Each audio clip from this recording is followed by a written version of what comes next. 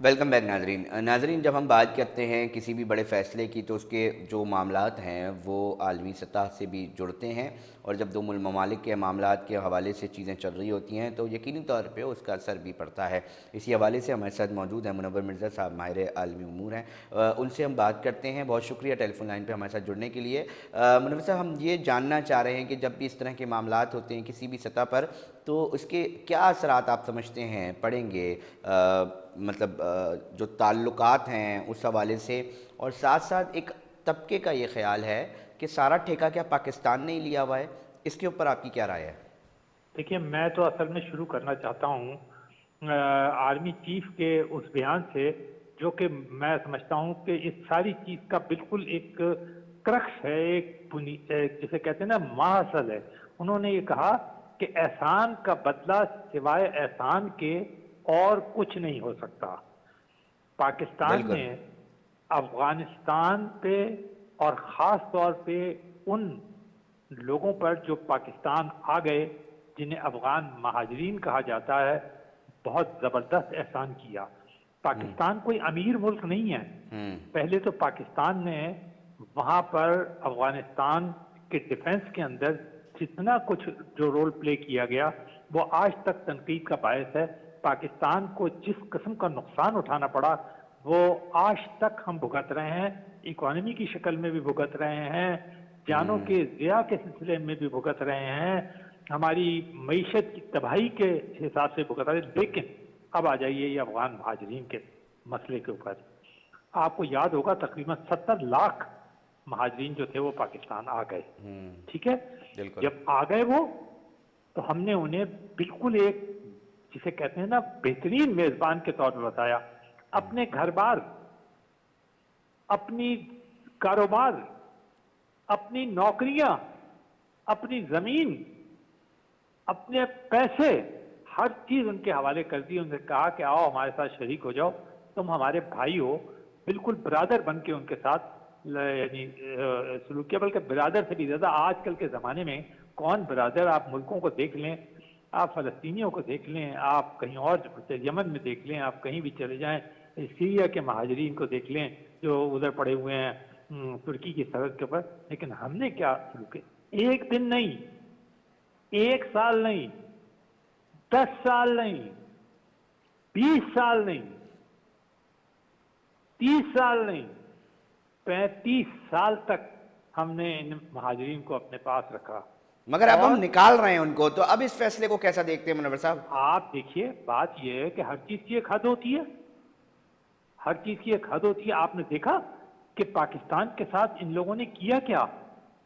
उन जो हुकूमत ने खुद, ये मैं नहीं कह रहा, अब ये हुकूमत को कह रहा हूं, इवन आर्मी चीफ ने ये बयान दिया, हमारी इंटेलिजेंस एजेंसीज बता रही हैं कि जो पाकिस्तान के दुश्मन हैं, जो पाकिस्तान के खिलाफ बम धमाके कर रहे हैं, जो पाकिस्तानी अफवाज को, सिविलियन को मार रहे हैं, कत्ल कर रहे हैं, शहीद कर रहे हैं, उनको पनाह दी इन लोगों ने।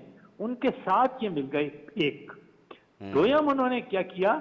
50 लाख डॉलर रोजाना पाकिस्तान की सरहद से स्मगल होकर अफगानिस्तान जाता था। आपको मालूम है अफगानिस्तान एक लैंड लॉक्ड कंट्री है, जो पूरा उसका जो ट्रांजिट ट्रेड है वो पाकिस्तान से गुजरता है। और पाकिस्तान ने 75 साल से इस चीज को भी जितनी ईमानदारी से निभाया, हमने तो शायद। पड़ोसी होने का हक अदा कर दिया। अब जब हम ये सिलसिला कर रहे हैं, क्योंकि अब हमारे गले तक आ गई हैं मामलात, अब पानी यहाँ तक आ गया है, अब उसको बचने के लिए जब हम ये कर रहे हैं, मामलात कर रहे हैं, हिकमत अमली बना रहे हैं, अब इसके असरात भी तो होंगे सर।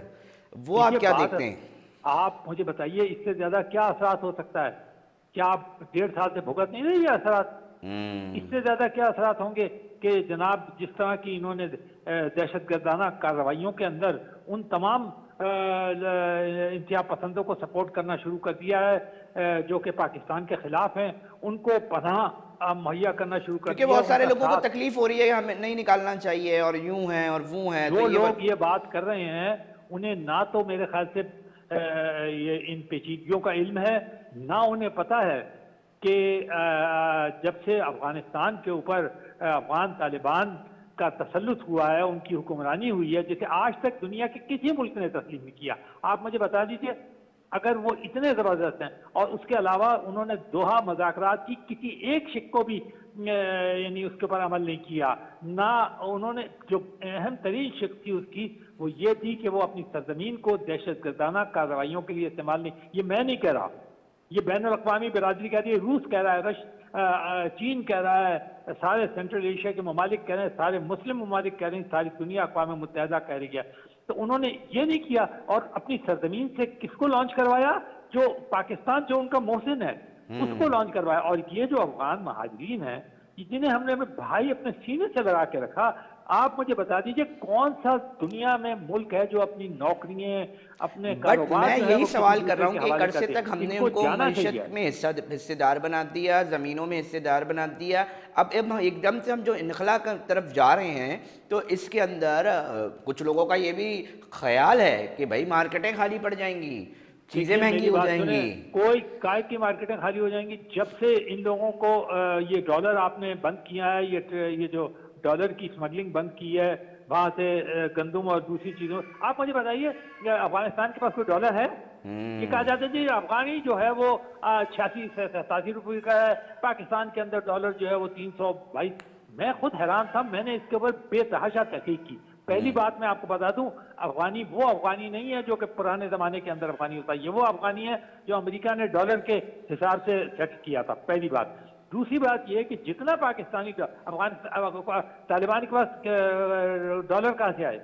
سارے ڈالر جو ہیں یہاں سے, یہی افغانی جو ہیں یہ جو روز جاتے ہیں وہاں پہ ورک پرمٹ لے کر اور روزانہ شام کو واپس آتے ہیں, یہی کاروبار انہوں نے کرنا شروع کیا. یہ میں نہیں کہہ رہا, یہ خود افغان, آپ دیکھیں نا افغان حکومت نے کیا کہا ہے کہ افغان حکومت نے اس بات سے انکار نہیں کیا کیا ان کو جانا چاہیے.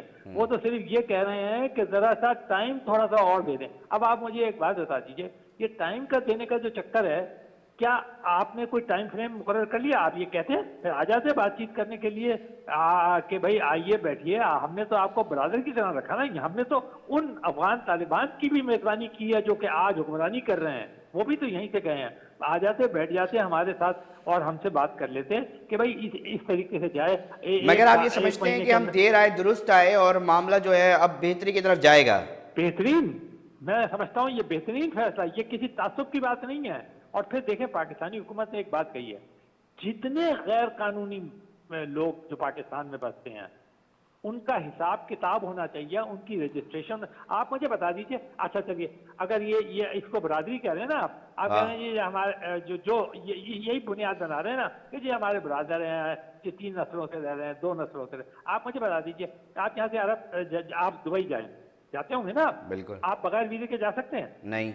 آپ کویت جا بہت سکتے ہیں بغیر ویلڈ ویزے پوائنٹ ہے کہ بہت ساری جگہوں پہ قانون کے ساتھ جو ہے وہ معاملہ ہونا چاہیے. بہت شکریہ منور صاحب ہمیں تفصیلی اس اپنے نقطہ نظر سے جو ہے وہ آگاہ کرنے کے لیے. اور ہم بھی یہی چاہ رہے ہیں کہ جو دیکھیں قانون جو تمام ممالک نے طے کر رکھے تو وہ بھی یہاں پر بھی لاگو ہوتے ہیں, اور اسی قانون کے تحت جو ہے یہ معاملہ جو ہے وہ کیا جا رہا ہے. اور یہ تاثر بھی ختم کیا جا رہا ہے کہ صرف پرٹیکولر افغانیوں کے خلاف نہیں ہے جو غیر قانونی طور پہ مقیم ہیں, بلکہ دیگر لسانی اکائیوں کے حوالے سے بھی بات کی جا رہی ہے. دیگر ممالک کے جو معاملات ہیں جو رہتے ہیں ادھر غیر قانونی طور پہ, ان کے خلاف بھی کارروائیاں ہو رہی ہیں اور بڑی تعداد میں ہو رہی ہیں. اور ہم 3 روز کے بعد دیکھتے ہیں کہ کس لیول پہ اور اس کی شدت میں کس طرح اضافہ ہوتا ہے, کیا نتائج مرتب ہوتے ہیں. ناظرین, پروگرام کا وقت جو ہے وہ اختتام پر پہنچ چکا ہے. اپنے میزبان علی رضا کو دیجیے اجازت, ہم پھر حاضر ہوں گے. اپنا بہت خیال رکھیے گا. اللہ نگہبان.